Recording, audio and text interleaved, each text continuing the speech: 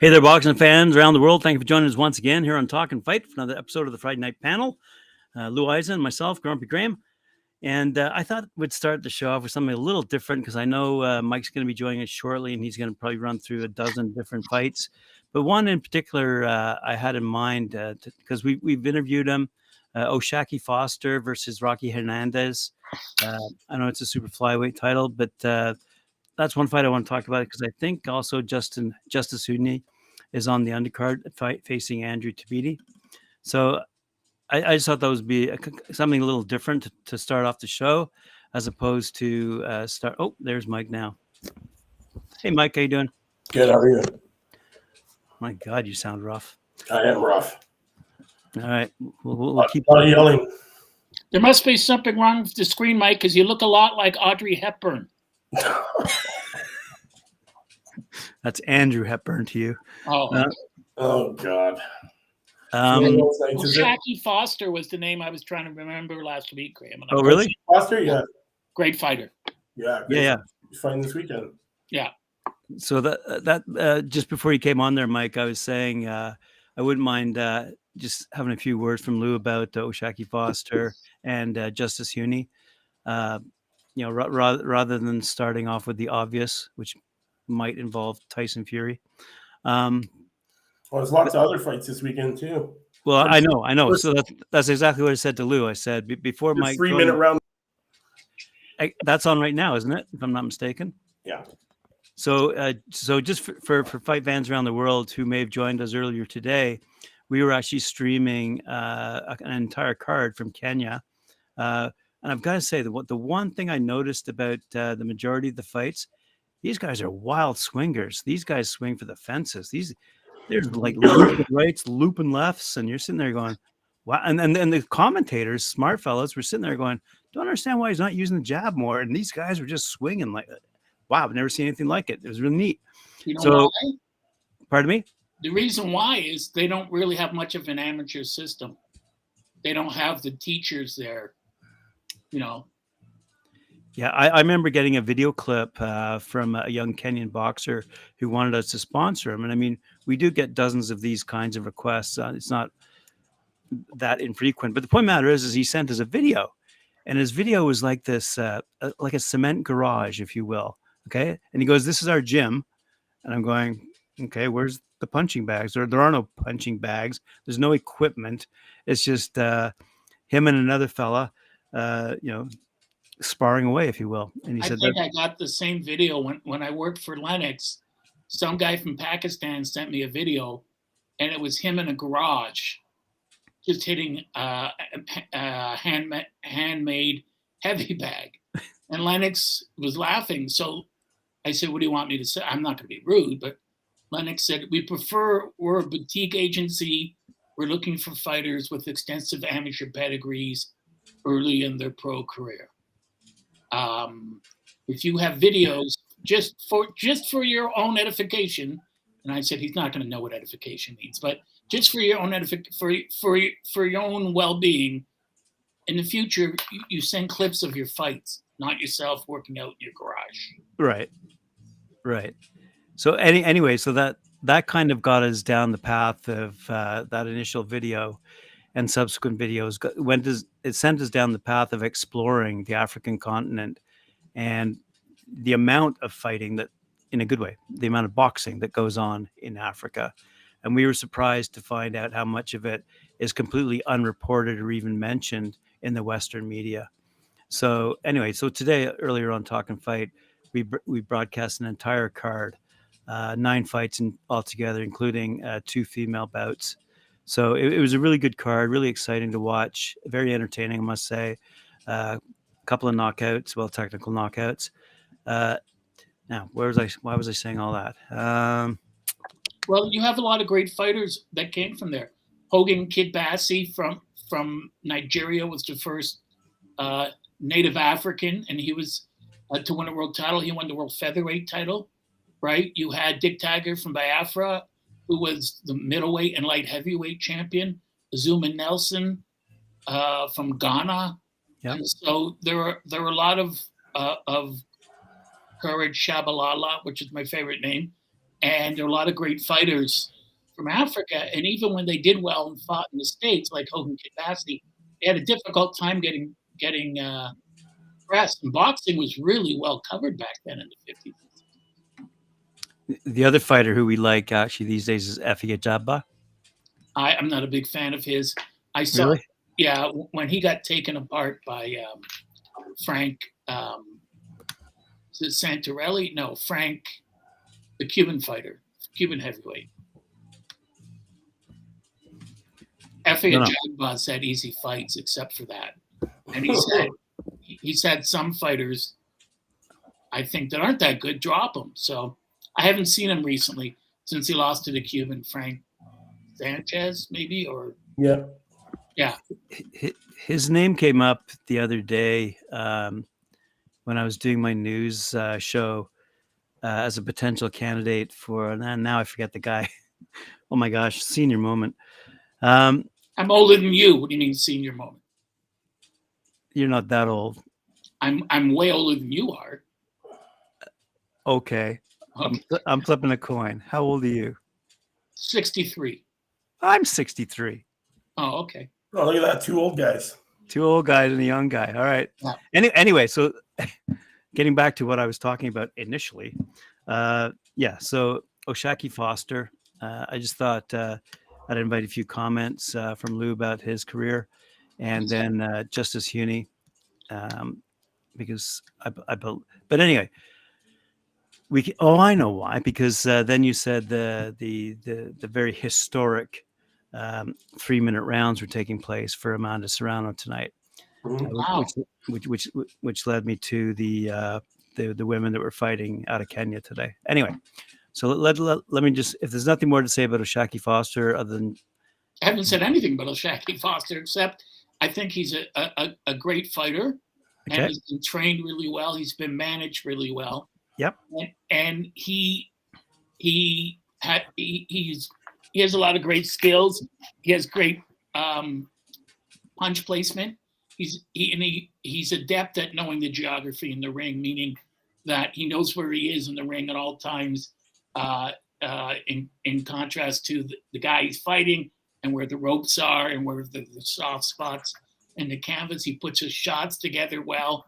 He has great eyes and great peripheral vision because he's able to see shots coming, and he slips them so well, and he rides with them. I mean, he's really a complete package. He's a lot of fun to watch. Great description. Yeah, And what about Justice? What about Justice Huni? Anything? I think Justice Huni, I think he's a good fighter, and he's somebody to keep your eye on. But I think Foster's just too much for him at this point. I think Foster would be too much for just about anyone. But I give Justice Huni credit for getting in the ring with him and trying to further his career. This is what people want, right? In that division, he's going to have to face him sooner or later. Huni's taking on Andrew Tabiti. Yeah. Yeah. I believe they're heavyweights. Yep. They are. Yeah. They are. And Oshaki's a super featherweight. So yeah, he's taking on Eduardo Hernandez, and that one's for the WBC super feather. Yeah. Those smaller weight divisions can throw leather. I mean, I said this online on Tuesday. I said, there's no way that who's that guy who's fighting Bam Rodriguez, the Brit. They just signed for a big fight. No idea. That must be news to me. But I said there's no way that anyone beats Bam Rodriguez. And this guy and Rodriguez are the 2 number 1 at their weights. Really? Yeah. So this is Bam Rodriguez and Sonny Edwards. Sonny Edwards, thank you. And Sonny Edwards is a really, really good fighter and always in motion. But Bam's an elemental force of nature. He's like a tsunami. You can't stop a tsunami. You can only succumb to it. He just rolls over you. And what he did to Sorvai Rungth, whatever his name is, the gentleman from Thailand. This was a world champion and a heavy hitter and Rodriguez just like Sherman through Atlanta, just steamrolled him. So I don't see anyone beating Bam Rodriguez. Fair enough. And he's so much fun to watch. Who, Bam? Yeah, I mean, I'm telling you, Graham, I almost expect people to say at ringside, the announcer to say, listen, this fight was a lot more exciting than we thought it would be. You're going to have to chip in a few extra bucks. That's good. Yeah, just a great fighter. All right, Mike, where do you want to start then with our preview of upcoming fights? Where do you want to start? Do you want to start with we already started with Foster versus Hernandez. Oh, well, that was just me picking because we've talked so much about him over the years. So okay, well, let's I guess we might as well start Serrano Ramos. Yep. This is this one honestly, MVP is making groundbreaking move in the quest to make women's boxing rise, put it on the equal footing as their male counterparts. This is the first 3-minute rounds for women.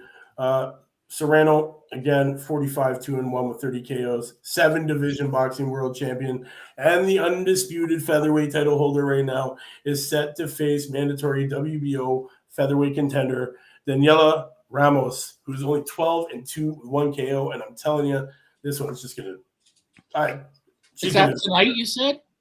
I think this is a shellacking in the making. When is it? This is Friday, today. Okay. This one's going on at Caribbean Royal Resort in Orlando, Florida. The WBO, WBA, and IBF titles fight between Serrano and Ramos, scheduled at 126, is poised to set a long-awaited landmark in women's boxing. Unlike the past protocols, in the fight will be set for 12 3-minute rounds, mirroring the men's championship. So, yay! This is very significant. This is a point in history because that's a legitimate fight, 3-minute rounds. And Serrano's a great fighter, and she's also, I don't know how to put it, a respectful fighter. She's respectful to herself, the fans, the sport, and her opponent. Earlier this week, I saw a comment by Lucia Riker where she said, Clarissa Shields, I think, has early onset dementia by claiming she's the greatest woman of all time. Is she out of her mind? She's never heard my name. She's never heard Cecilia Breakhouse, Layla Ali. I mean, he said good publicity, but sorry, you haven't earned that yet. She's sniffing her own farts. Yes, and Serrano. Serrano is a great fighter, and I wish she would fight Katie Taylor. Yeah, Katie Taylor again. That's the fight everyone wants to see. Yep. That was close. She had Taylor almost out. Yeah. I thought she won it. You can't leave it in the hands of the judges like we always know. Right? No. You know where that comes from? That's originally from over 100 years ago, 1880s, from black fighters, where their trainers would say, you can't leave it in the judge's hands because you won't get the decision. Exactly. You got to knock him out. Yeah. Leading the most valuable prospects will be Antonio Vargas, like this kid, 16-1 with 9 KOs, defending his WBA Continental America's Bantam title over 10 rounds. Both Serrano and Ramos and Most Valuable Promotions prospects will be live on DAZN, guys, where you can see this. The Serrano versus Ramos fight is aiming to redefine women's boxing, as we've talked about. Serrano, the first Puerto Rican undisputed world champion, began her current WBO featherweight title journey by defeating Heather Hardy in a grueling 10-round fight in 2019 to clinch that belt. Since then, she's defended that WBO belt 5 times. So I don't see. When you say the first Puerto Rican, you mean the first Puerto Rican woman? Yes. Okay. Yes. I'm just trying to take women out of it now and just go by those last names because it's just boxing, because now it's equal. We've got 12-minute rounds, so now we can kind of keep them on the same level there. Can I interrupt one sec? Sorry, Mike. But one of the things that was interesting in the promotional posters that were flying around about this fight was they it goes normal women's poster, 2 women facing each other, and above it said women's championship boxing, and then in there's a big red X through women's, so it's just championship boxing. So there you go. That's a good way of doing it. That's a good poster. Yep. Yeah. Ramos, she's an experienced boxer out of Buenos Aires, with roots in Sao Paulo, Brazil. She was declared the WBO on August 28th as a mandatory challenger for Serrano's featherweight title. Recently, Ramos clinched the WBO interim World Featherweight Championship, besting Brenda Karen Carbell in Buenos Aires. Ramos echoes Serrano's sentiments about equalizing the rules for both men and women. The founders of MVP, Jake Paul and was it Nikista Badarin? They're setting history tonight with this one, and honestly, you're not going to want to miss it. Definitely check it out. It's probably already underway right now, I believe. I'll tell you, the one thing I think we could do now to improve boxing is eliminate every intercontinental and interim title. Yes, it's just bogus. When I hate to say this, but when I was a kid, there were 8 world champions, and you knew the name of everyone. This is ridiculous. Other than world champion, I understand Canadian champion, British Commonwealth champion, but the interim in recess it's ridiculous, and it's only done because sanctioning bodies are avaricious and just want to suck all the money they can from the fighters. Yeah. Yep. Anyways, on a lighter note. Honestly, this undercard is full with prospects that all have that O, and they're looking to keep it. Alexander Rios Vega is on there. Jamison Van Hooter, Yuri Sandillo, Angel Chavez, Damian Lascali. They're all looking to keep their wins and have no losses. So this is this is going to be a war. So guys, if you have a chance, go and check this one out. It's starting right now. Don't miss it. It's going to be a great one. Serrano on top of the world here, ready to set history tonight again. She's breaking all these records, man. So I don't know how somebody thinks that they're the best when there's all women like this too. Yeah, it's a ridiculous thing to say. Even Ali said, I just said I was the best to promote myself. You can't say that I was better than Joe Louis, or right. Jack Johnson. He said it's personal preference.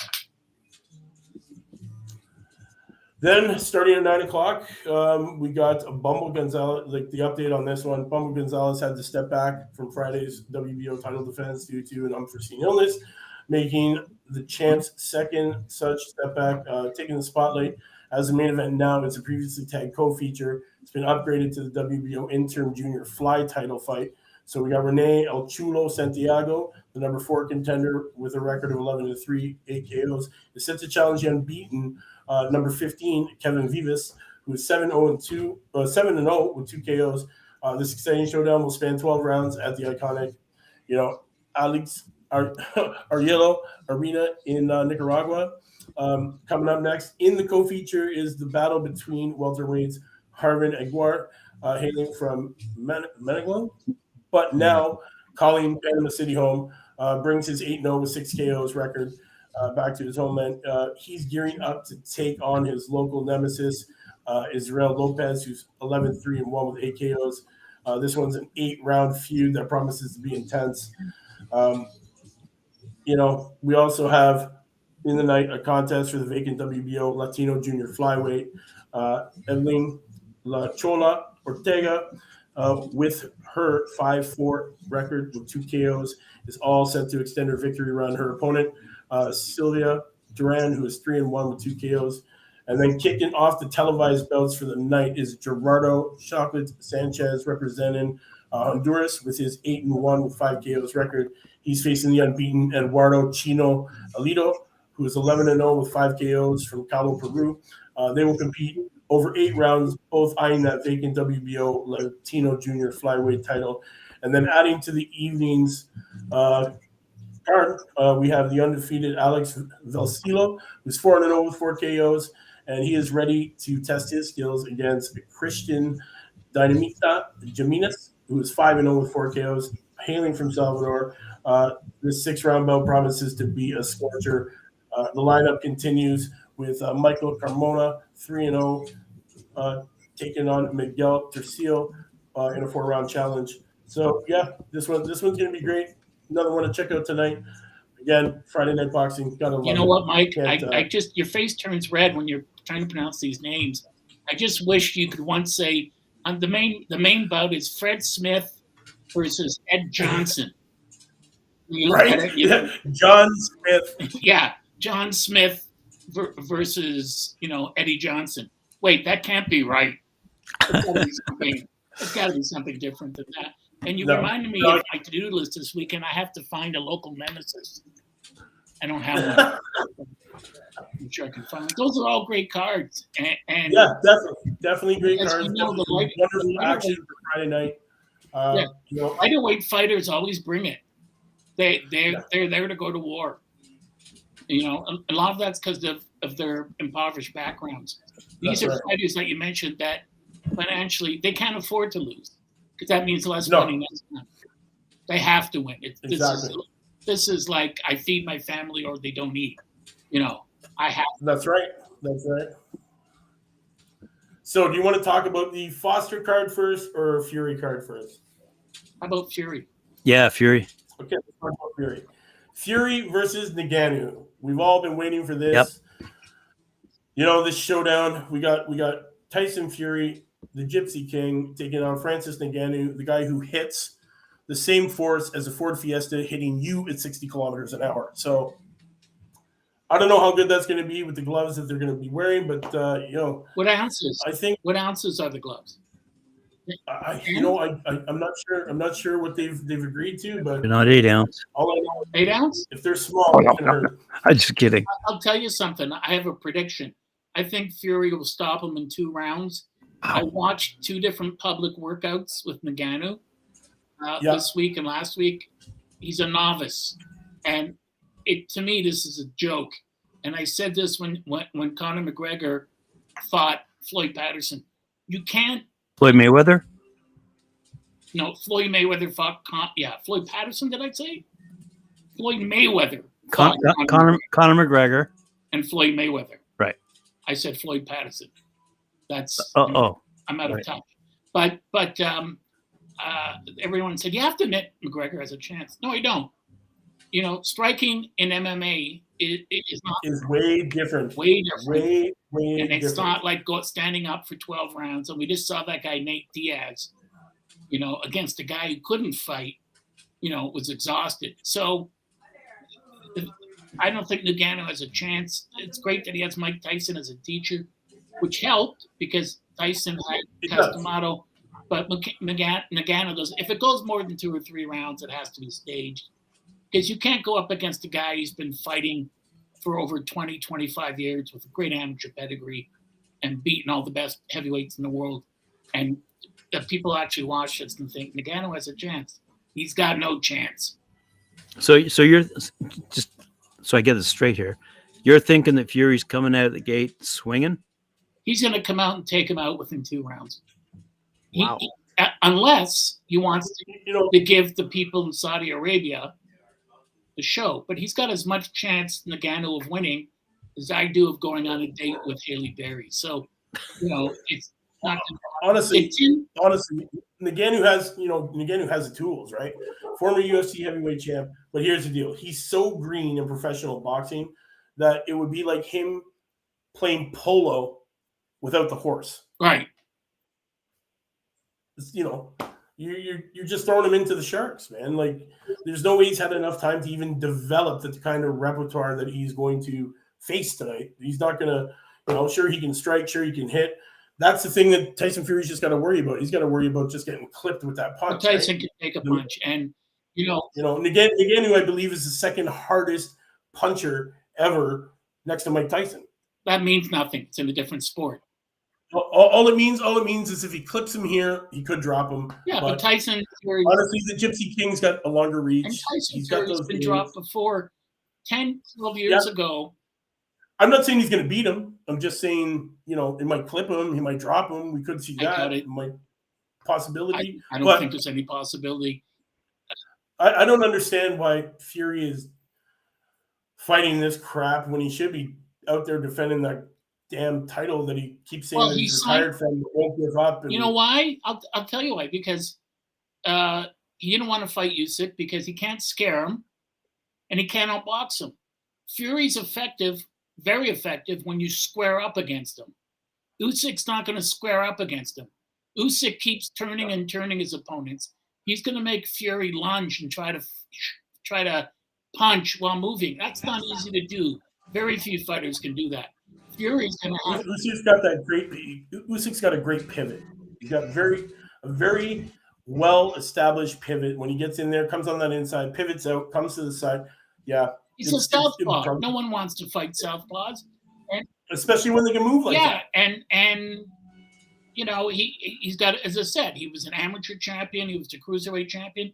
He's never lost, and he's fought everyone. And Fury didn't want to fight him because he didn't think he could beat him. What can I do with this guy? And you see this a lot in fights. You have a guy who's 6'9", fighting a guy who's 6'3", and you know there's going to come a point like when Canelo fought Mayweather, that Fury I think will just grab him and throw him to the ground. He won't be able to catch him. And Usyk, the idea is not to knock Fury out; it's to win the fight. So concede a knockout. He's going to walk in, let his punches go, and then run. And that's the smart thing to do. And I just don't see Ngannou tomorrow having a chance, a remote chance, even. Okay, I'm not going to argue. I think he has a remote chance, but the one thing that's interesting that kind of spills out of this particular fight is after Fury then faces Usyk, he doesn't need to fight Wilder. He doesn't need to fight Joshua. So I think he's going to retire after Usyk. I agree, and also you said he'll have 10 more fights, but you know, I mean, how many people? Ray Leonard retired 12 times, so he's not going to have 10 fights. You couldn't make that many fights that quickly, nor could his body sustain that. He's not in shape now. He looks, you know. I mean, he looks like me for the love of God. You know, I mean, he's a fat, blubbery mess like me, and he's still going to have more than enough skill to muscle memory to do this. Against Usyk, he better lose weight and he better get in shape. Right. But this card is stacked. This card is. I love the undercard. Did Tim go over? Pardon me? I believe he did. Okay, because I know Teddy Atlas went over. So we got Fabio Wardley taking on David Adelaide. This one, British heavy, Commonwealth heavy, European heavy up for grabs. Parker is taking on Simon Keane, IBF heavy, WBO heavy. Who's taking on Simon Keane? We spoke about it last week. Joseph Parker. Oh, okay. I'd like to see Simon knock him out. Then we got Carlos Takam taking on Martin Bakoli. We got Arsenbek Magomedov taking on Junior Anthony Wright. That one's for the North American Boxing Federation heavy and the WBA Intercontinental heavy. And then we also have Moses Aituma taking on Istvan Bernith. And and then we got one super welter fight on this card, and that's Jack McGann taking on Duran. So I hope that one starts it off, and then we just get to see a whole bunch of heavyweights knock the hell out of each other all night. Yeah, great card. Yeah, great card. Loving it. Definitely one for the books. I have to tell you, so many boxing people I know that I spoke with this week, or seen online, more accurately, said there's no way on earth I'm going to watch this fight. And I said, yeah, that's nice to say publicly, but you're going to watch the fight. Right, exactly. That's what we do, because we can't resist. No, I don't know how young I was when I watched this fight, but I remember watching Muhammad Ali fight that Japanese crossover. Yeah. And remember how he lied on his back and he has legs kicking in the air. I honestly don't remember the outcome, but there's no way I was going to miss the fight. You know what I mean? Yeah, it was a draw, but Angelo told me that Muhammad got very ill because he had all these edemas in his leg because Inoki kept kicking him. But as I said, it was all staged. But you have to remember, Muhammad loved wrestling, and his biggest influence was Gorgeous George. So you always love wrestling. You know, Yeah. I mean, wrestlers. It's obviously it's not real, but they are athletes.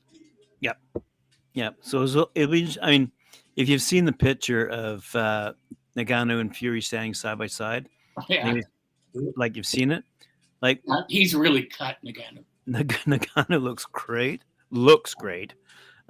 Fury doesn't, but Fury being Fury. So again, I'll give Nagano a slight chance. Well, is it fair to say that Fury's never really had a good physique? He's just Yeah. he's one of those That's- guys. He never really That's a has. good point. He never really Yeah, has. that's a good point. If Nagano wins, does he become the world heavyweight champion? Oh gosh, no. There is no title up for grabs No. here. Okay.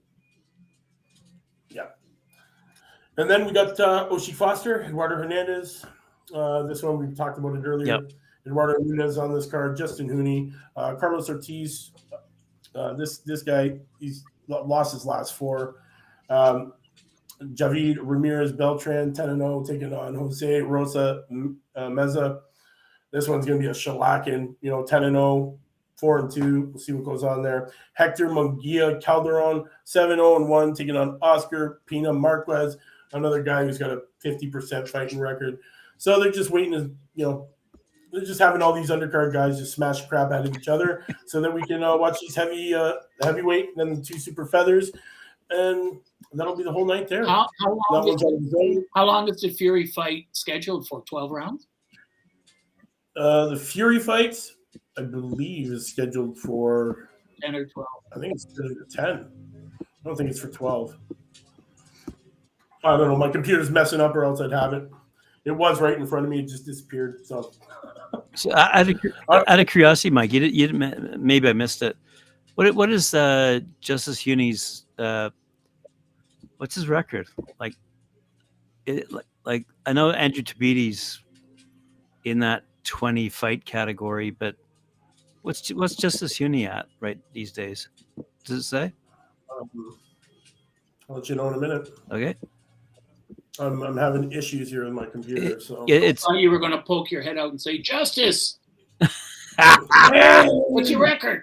You know, it's funny. I mean, while Mike's looking that up, a while ago we went to Cancun and we talked to the people down there about possibly live streaming some fights from Cancun. he's 7-0.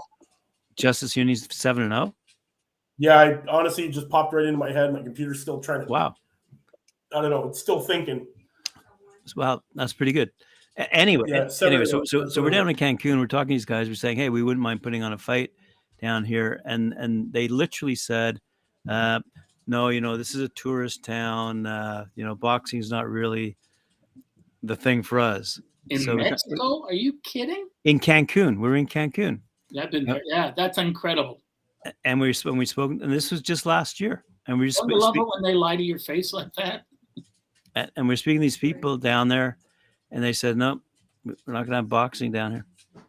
And so next thing you know, I guess they took it to someone else who had more money. And next thing you know, there's Justice Huni fighting.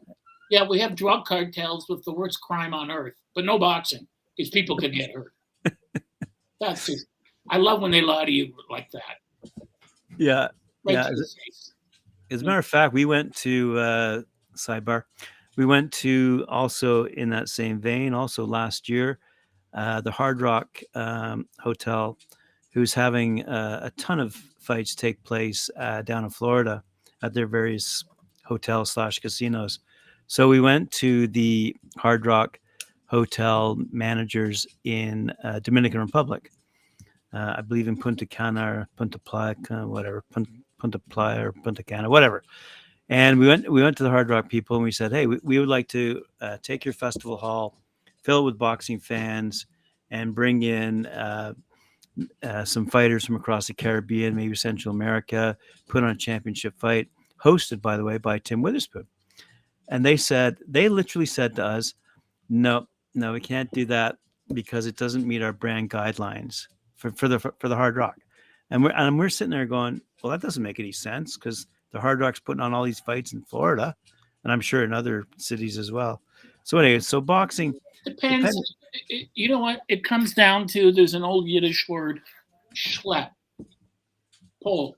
You know, guys, it depends who you know in boxing, as you know quite a bit, and who you can talk to. And you know, when I first started to write about it and try to speak to promoters and famous boxers, who are you? Nah, forget it. And then you call back and say, and Angela Dundee would call, and then they say, yeah, we'll put you right through. Right. So it's, I've seen that so often in boxing, you know, where so you're calling me a schlep? No, schlep means pull. Like if you know the right. You have pull. Oh, you have pull. Right. So, you know, in other words, someone who can just pick up Bob Arum's phone and call him, pick up Bob Arum's phone and call Bob Arum directly. Got it. You know, or call someone else directly, or get someone to lean on that person to do it. That always helps in boxing. You know, in any industry, I'll bet. But anyway. Yeah, absolutely. Because most people in boxing, as you know, aren't going to listen to reason. You'll make more money. I'll give you 100 million. No, I'm not interested. I'm giving you 100 million. No. So at that point, you know what? In the aftermath of our comments last week about Showtime going down, so I've been reading some articles, educating myself on this, and it's interesting to see how Showtime propped up certain fights by offering so much money that it just didn't make sense. Yeah, I was saying that. Yeah. Yeah, and now fighters are expecting that level of compensation at the high, but it's not there. The money's not there. And it's interesting that a lot of fighters who have a history in the sport, did I say fighters or writers? A lot of the writers who have a history in the sport were saying back in the old days, of course, your compensation would be based on how many people you could draw into a venue. Asses in the seats. Correct. And the guys who got the most were the guys who could knock you out. The only exceptions were Tommy Loughran, the light heavyweight champ, and Muhammad Ali. They were the only exceptions that they were so skilled stylists, and Ali would attack. But today, Al Heyman did this because he signed everyone. He said, you can get Floyd Mayweather money. No, you can't. And as Mike and I were discussing a couple of weeks ago, you know, less than 0.1% of all fighters earn a living at the sport. And out of that, even less than that earn millions. It's only the super elite level world champions like Fury and other fighters, several other fighters, that'll get that money. The one question I have for you, Lou, is this then. What's going to happen? Because PBC signed Canelo to a 3-fight deal. He's only had one of those fights, and the other two are supposed to be on Showtime anyway. So is Showtime obligated to air these? Yes. Yeah, Showtime said that they won't be doing regular free broadcasts anymore. They will in the future do some pay-per-views. Oh, pay-per-view. Okay. And to a regular Showtime viewer, that's not really fair because I'm paying a premium for your network. And I think Canelo's a draw, but I'd like to see Canelo and Bivol again, quite frankly. Yeah, me too. And I'd like to see Bivol, but Bivol will never fight Artur Beterbiev. Right. No one wants to fight Artur Beterbiev. Not even she likes fighting everyone. It's good. Anyway, all right, Mike. Sorry to interrupt. Go ahead. That's it. Those are all the fights we're talking about. I can't wait till we go and watch them. No, those are so tonight's fights with Amanda Serrano. Let's play who you got. Let's have a quick look at that Fury fight again. So we're all basically picking Fury, but we give Ngannou a slight chance, if I'm not mistaken. I know, right? but we know he's going to get clobbered. So Fabio Wardley versus David Adeye. I'm going to go with my man Wardley. Me too. Even though I do like Adeye, I'm going to go with my man Fabio. You can't not like a guy named Fabio Wardley. Yo, honestly, right? right? The name just rolls off the tongue so nice. You know, Something Fabio, even like Fabius, if you're in an fabulous. Italian restaurant, what would you like? My wife and I'll have a couple of Fabio Ward leads, please. Yeah, on ice. On ice, yes. Yeah. And keep them coming every 15 minutes. Yes. So Joseph Parker, Simon Keane. I think we're all going with Simon Keane on this one. I want Simon to win. He looks good. He looks good. I got to say, he looks good. I hope Parker. I hope he doesn't get unnerved. You're picking Parker? I'm taking Parker in his brilliant hands. I No, think Parker is a better fighter, but I haven't seen Simon Keane since he knocked out Dylan Carmen, and who knows how the world stage will affect him. right. You know, Right. Parker's been on the world stage everywhere, hasn't affected him. Yeah. Although he hasn't looked good in his recent fights. No, that's true. That's You true. know, but he may have taken a couple of shots too many, in which case Keane would be smart to come out and jump right on him. Right. You know, Which he- in heavyweights, a lot of it you got to impose your will on the other guy. Now, who else is left? Moses Aituma, Ah, yes, Moses Tuma and Esteban Bernat. the gentleman that is trying to beat Mike Tyson's record. Ah, right. That's the fella. Yep. How's he? He's not a heavyweight though. Yeah. Oh, he is? Okay. And what record is he trying to beat? The knockout record? No, the youngest heavyweight champ ever. How old is he? 7? He's 18. Wow. Yeah. This is going to be his 6th fight. He's 5-0, 5 KOs. Yep. And he has an amateur pedigree, of course, if he's that good. Yes. Where's he from? He's out of the UK. Okay. Yeah. For once, they have someone to brag about. Is he? Well, I don't know. I like Petula Clark. I was partial, but is he a big guy? Is he like 6'6", 6'7"? He's not a big guy. No, I don't think so. Okay. He's not a monster. I'll tell you what, in pound wise, he's 236 pounds. And the guy he's fighting is 257, as opposed to Martin Bacoli, who's 299 pounds. And Carlos Takam is 257. So he's actually, McCauley's coming in at 300 pounds. yeah. Hey! That was my birth weight. Don't knock it. Wow. Wow, that's going to be different, man. I don't think Bacoli fights that heavy. No, and you know what, Mike? If after we order the Fabio Wardley for breakfast or for dessert, we'd have the Bacoli. Yeah, definitely. Chocolate Bacoli. Yeah. I like mine flambe. Yes. Yeah, flambe Bacoli. Yes. A lot of Bacoli. How is he 300 pounds? I don't know. That's crazy. Is he hanging out with me? I mean, what's his problem? Maybe he's taking a page out of the Fury book and just like partying like a champ and eating all sorts of shit, and then he's gonna try and jump in the ring. Well, you know, it's because he was a fat kid growing up. Right. This is the reason why he got into boxing.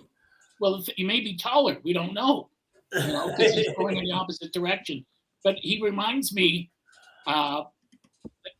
you know, when they asked Yvonne Durrell with the money he got to train, what did he do? He said he was a light heavyweight. And he said, I trained on cigarettes, beer, and potato chips. And the rest of the money I just wasted. Wow. So, you know, I mean, a guy who comes in 299 pounds should be ashamed. He's honestly, he's coming in 20 pounds heavier than his last fight. When he fought Tony Yoka, he was 275. No discipline, no focus, and no respect. No focus.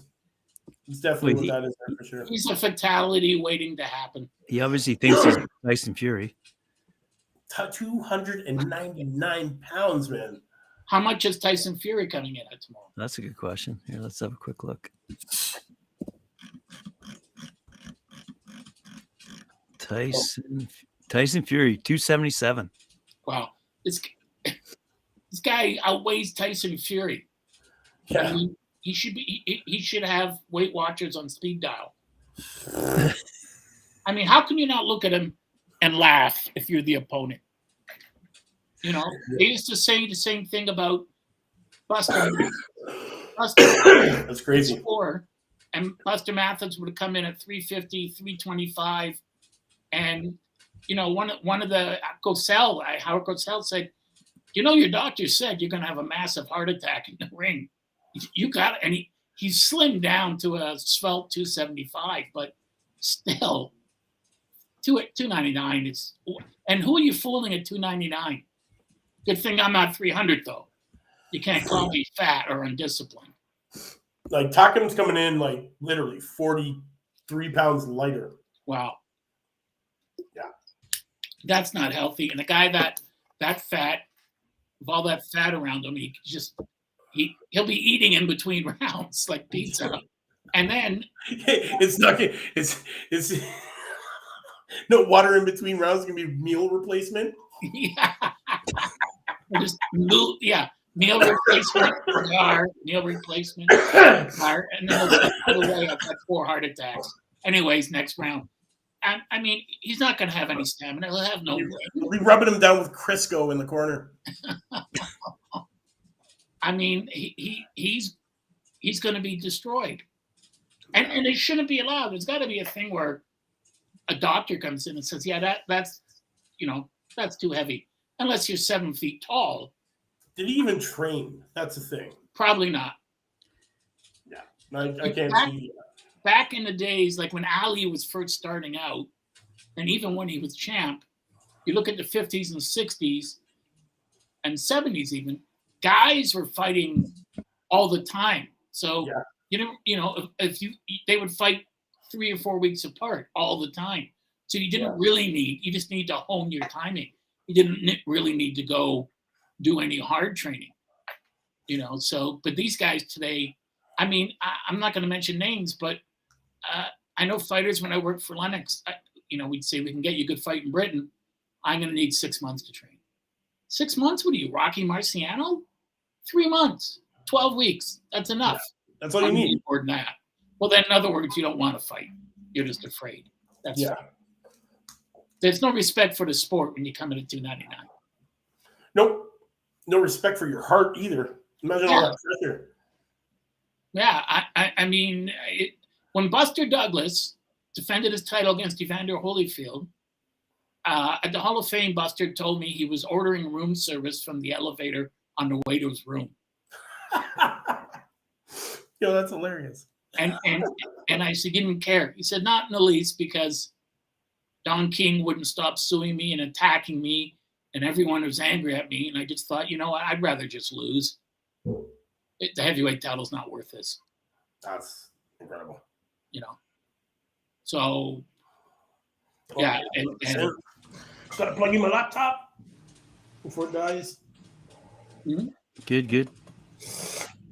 So Tyson Fury said something else interesting this week with respect to Alexander Usyk, because Usyk came out after his last fight and said, I'm going to need 14 weeks to prepare. So I think their fight's scheduled for December 27th, 28th, 29th, something like that. 14 weeks. And apparently someone told Tyson, hey, that Usyk might not be ready to fight. So Tyson said, fuck, I'll just sue him. Oh God. So I don't think Tyson. How is he allowed to fight whenever the hell he wants? I know that's what I'm getting at here, but he's the heavyweight champ and he's retired twice. Being the heavyweight champ in one division. Yeah, the one that everybody wants. Yeah, sanctioning body, and they should have ordered him up to fight already. Yeah, well, you know what, Rick Laser, who's been on the show, and I've seen Rick and other people in boxing, and us are saying, why is he allowed to not defend for 18 months? Anyone else, they'd be stripped. Right. Anyone else would be stripped. Wow, that'd be a good one. That'd be a good episode.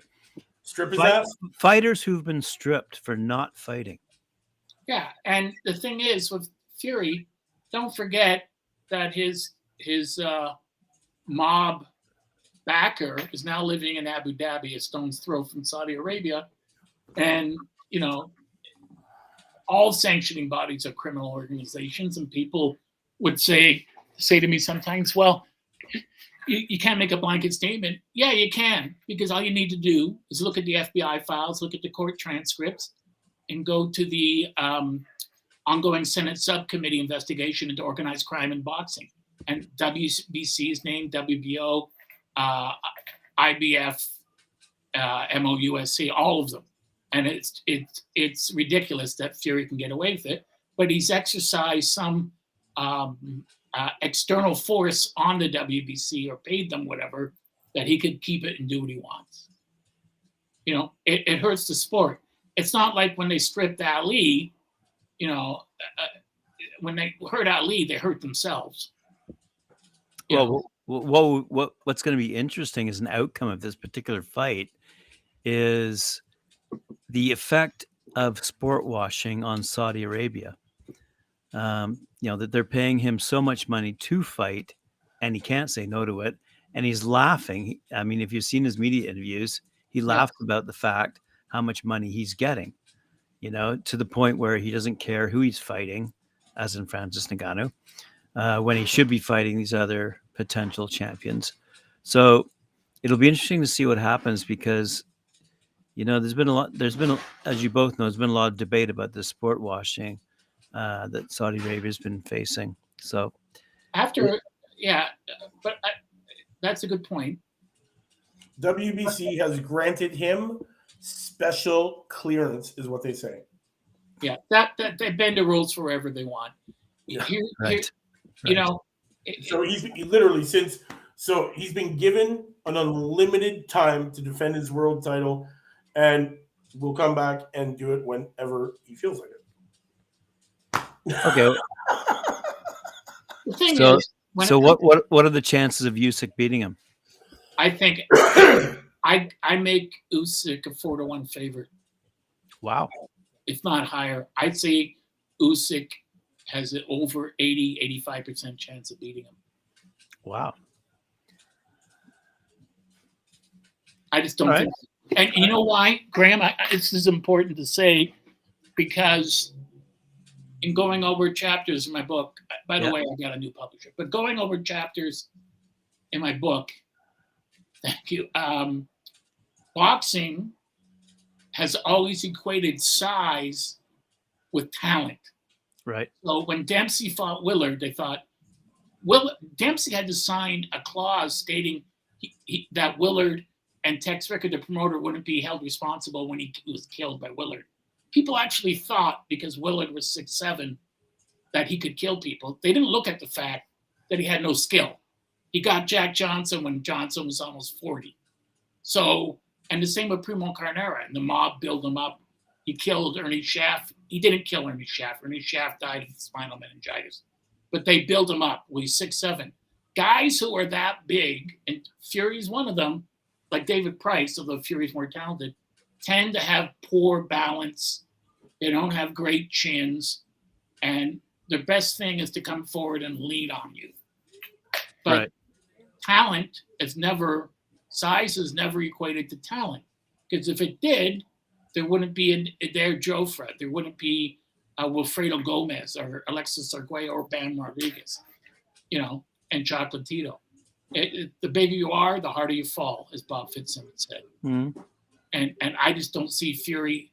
When it comes down to skill, technical skill, Usyk wins. When their skill is equal of two men or two women, then it comes down to who can better impose their will on their opponent. But the skill isn't equal. Usyk had a much longer amateur pedigree than Ukraine and the vaunted Russian system. He knows what he's doing. Nothing happens by accident when he goes in there. You know, I think it's a mismatch. Well, Fury does have a good point, though. Usyk is a cruiserweight. At 6'3", 220? Look at some of the weights we just pulled out of the hat. I mean, at the end of the day, he's not a big guy. I disagree. He's not. Fury's a dreadnought. He's a super heavyweight. Right. Well, in Ali's day, 6'3" was big. Yeah. Guys like Fury were anomalies. They were the outliers. Isn't Tyson only 5'10"? Mike Tyson? Yeah. He wasn't much taller than me when I met him. He's wide. He's as wide as he is tall. Yeah. And he's got gigantic fists and a huge. I'm sure Big Baby's only 6'4". Yeah. Jared Anderson. Yeah. right? Richard Torres Jr., another guy who's like 6'3", 6'4". Yeah, those are normal sized heavyweights. But today, these days, as Graham mentioned, we're Joe Joyce 6'6", Zhang 6'7".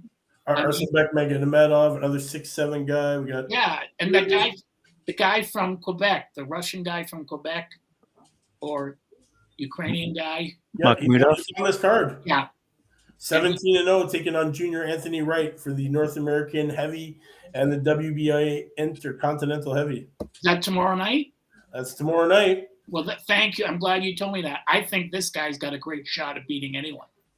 Oh, this guy's a monster. He's a monster with a lot of skill, and more importantly to me, he's Canadian, and it would be great to see him win. He's 6'5.5". He's a monster. He's 17-0 right now with 16 KOs. He's just, he's just dropping people. He's been the distance and won unanimously against Carlos Talkin. Yeah, well, this is a guy that had, he comes out of nowhere, but he doesn't come out of nowhere. He comes out of the Russian system of boxing with 300 fights or more in the amateurs. Yep. He's with Mark. I can't remember his name now. The great trainer from Montreal, along with Russ Amber. Ramsey. It's with Mark Ramsey and Russ Amber. Those are two great, solid boxing minds that know how to bring the guy along. This guy is going to be heard from for many years, and he's a force to be reckoned with. I think this guy could go in now and knock out Zhang and Joe Joyce. Well, he's coming up quick on their toes. I'll tell you, BoxRec's got him listed at number 17 out of in the world. We're talking, he's just behind Joseph Parker, Jared Anderson, Ajagba, Bakoli, Chisora. He'll beat all of them. Anderson doesn't want any part of him. No, you know what? Honestly, at the names that I'm looking at above him in this list, I don't think any of these guys want part of this guy. No, he's going to knock them all out. Right? Jared Anderson is going to have to one day fight a real fighter. Yes, that's right. Yeah. And we'll see how good his chin is. And guys like that tend to have poor balance, but if he does have good balance, he'll do well. Richard Torres, I'm not impressed with, but then he's fought 6 bums. And you retard a fighter's progress when you put him in with bums. And that's a problem that's pretty unique to Canadian boxing for many years. And then when they get someone on the world stage, they get demolished.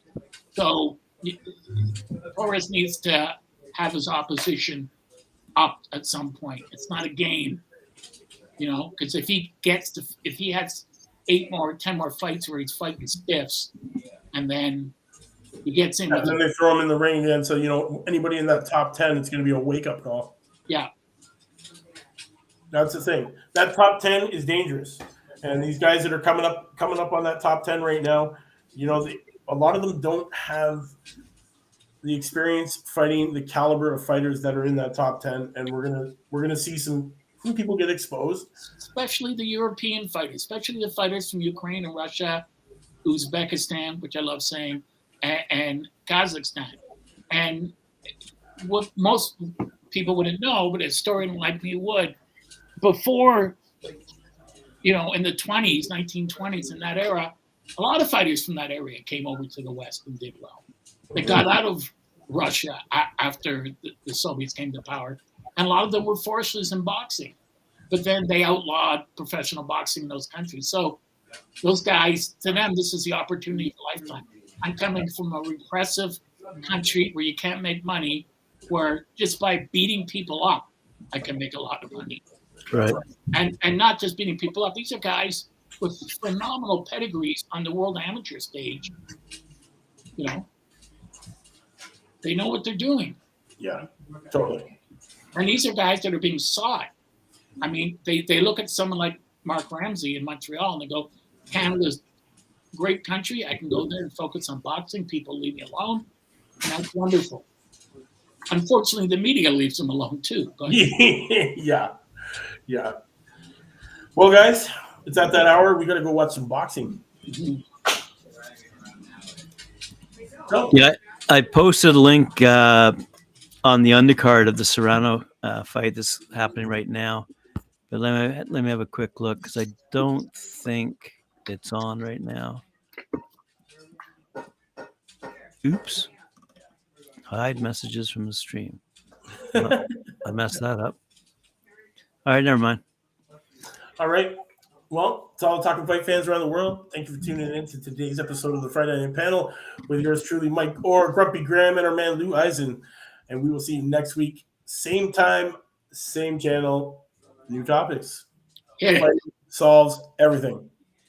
We'll see you next time. Congratulations on your new publisher.